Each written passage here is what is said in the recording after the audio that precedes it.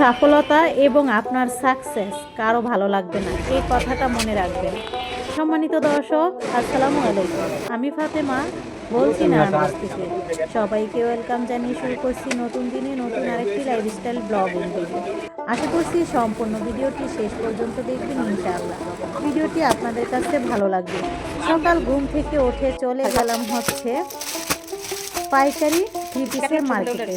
এই তো সেখান থেকে থ্রি পিস নিয়ে চলেও আসছি। সকাল সকাল গিয়েছি, আবার সকাল সকালই হচ্ছে চলে আসছি। তারপর দেখুন, আনার পর থ্রি পিসগুলোকে আমি এক এক করে নামিয়ে নিয়েছি। যেহেতু এখন গরমের সিজন, এই সময়ে কিন্তু রমজানের ঈদ আর হচ্ছে সুতি থ্রি পিসের বেশি চাহিদা, যার কারণে আমি দামি এবং কম দামি সব ধরনের সুতি কালেকশনগুলো বেশি রেখেছি। কিন্তু জর্জেট, তাছাড়াও হচ্ছে দিল্লি বুটিক্সের, এরপর হচ্ছে বিভিন্ন ধরনের থ্রি পিসও পাবেন এখানে, তবে সেগুলো একটু পরিমাণে কম রেখেছি। সুতি কালেকশনটা বেশি রেখেছি, যাদের ভালো লাগে আমার কাছ থেকে নিতে পারবেন। তারপর হচ্ছে আমি টমেটো সস বানাইতেছি, সেটা শেয়ার করব। আসছে আর ইফতারির সাথে সস তো লাগেই ভাজা পোড়ার সাথে খেতে, কিন্তু কিনাটা খেতে দিয়ে এত বাজে লাগে, যার কারণে আমি বানানো শুরু করে দিলাম। শুরুতে একটু আলসেমি করে বানাই নেই, দেখি নিজের হাতেরটার মতো কোনোটাই ভালো লাগে না, যার কারণে হচ্ছে কিনাটা বাদ দিয়ে নতুন করে বানানো শুরু করে দিলাম। দরকার পড়ে কচু সিদ্ধ করে খামু, তবুও বেগুন কিনতাম না, লেবু কিনতাম না, শসাও কিনতাম না। রমজান আইলই দাম বাড়া নিয়ে একটু মজা করলাম। এখন হচ্ছে টমেটো সিদ্ধ বসিয়ে দিচ্ছি। টমেটোটা সিদ্ধ হলে ঠান্ডা হতে হবে, তারপর হচ্ছে ব্লেন্ডার করতে হবে।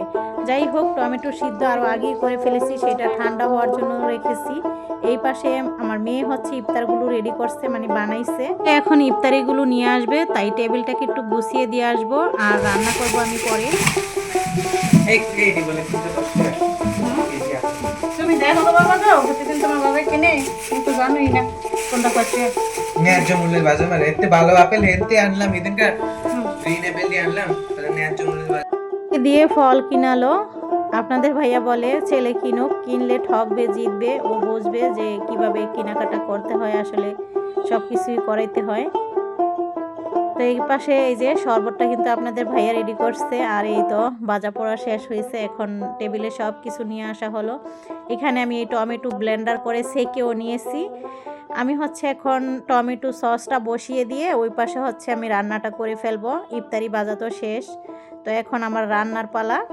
তো রান্না করতে থাকবো। এই তো সব কিছু দিয়ে দিচ্ছি, টমেটো সসে যা যা লাগে, বেশি কিছু লাগবে না। এখন একটু ভিনেগার দিলাম, তারপর হচ্ছে জাল দিব। এখানে কোনো ধরনের এক ফোঁটা পানিও যেন না পড়ে, আর পানি লাগবে না, এমনিতেই এটার পানি আরও জাল দিয়ে শুকাতে হবে। যাই হোক, এই যে দেখুন কিভাবে আপনাদের ভাইয়া শরবতটা রেডি করলো, সেটা দেখাইতেছি। একটা জিনিস বুঝি না, রোজা রাখলে সব পুরুষ মানুষগুলো এত ভালো হয়ে যায় কেমনে? তখন বোঝে বর্জির আনতে কষ্ট হয়, তখন আহে কি করব না করব আগাইতে পারছইতে। আহারে, এই বোঝনটা যদি হারা বছর বুঝতো, তাহলে তার কোনো সমস্যাই হইতো না। আরে লেবু রে, তোর দাম যা বাড়াটা বাড়ছে রে লেবু, আগে বাজারে ভরে থাকতি, তোরে জিগাই তোকে আর অনেক। তোর 4টা লেবু একালি কিনতে গেলে 280 টাকা। ওমা, শরবতের লাগে খাই দেখতে হেলে এমনি দাম বাড়াবি? এখন তোরে দিয়া শরবত বানায় খাইয়া নিজেরে বড়লোক মনে। লেবুর শরবত খাইয়া বড়লোক হইয়া জামগা। লেবুর শরবত নিয়ে ভিডিও বানাইছি, আমার ফেসবুক পেজে দেখতে পারবেন। যাই হোক, এই তো এই পাশে গরুর মাংসটাকে হাতে মাখিয়ে বসিয়ে দিচ্ছি। অনেকগুলো তেল পড়ে গেছিলো, আপনাদের ভাইয়া আবার আসছিল শরবত বানায় আবার একটু তেল দেওয়ার জন্য, তো বোঝে না দিচ্ছি কতরি ডাইলা, পরে আবার কি করবো একটু কমাইছি, এরপরও বেশি পড়ে গেছে। এখন ইফতার মানে তরকারিটা বসায় দিয়ে আমরা সবাই টেবিলে বসছি ইফতার খাওয়ার জন্য। তো এই যে লেবুর শরবত খামু আর নিজেরে বড়লোক মনে করবো, কারণ লেবুর শরবত খাইলে নাকি সবাই বড়লোক মনে হয়। লেবু আগে কেউ জিগাইতো না, অনেক লেবুর দাম এত বাড়ছে, হেটা দিয়ে যদি কেউ শরবতগুলো খায় তাহারা কি আর গরিব মানুষেরা খাইতে পারে?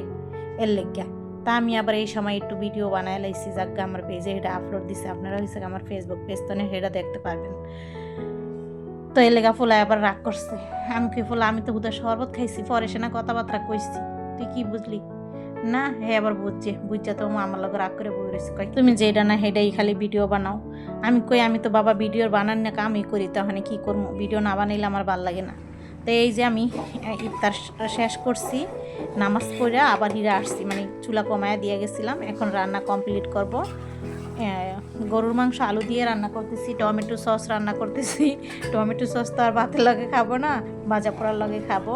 কম করেই করছি, 3 কেজি আর কি টমেটোর সস এতটুকু। আর এই তো জলের পানি দিয়ে দিচ্ছি। সাথে হচ্ছে লাউ ভাজি করছি। লাউ ভাজি খেতে কিন্তু মাঝে মাঝে ভালোই লাগে।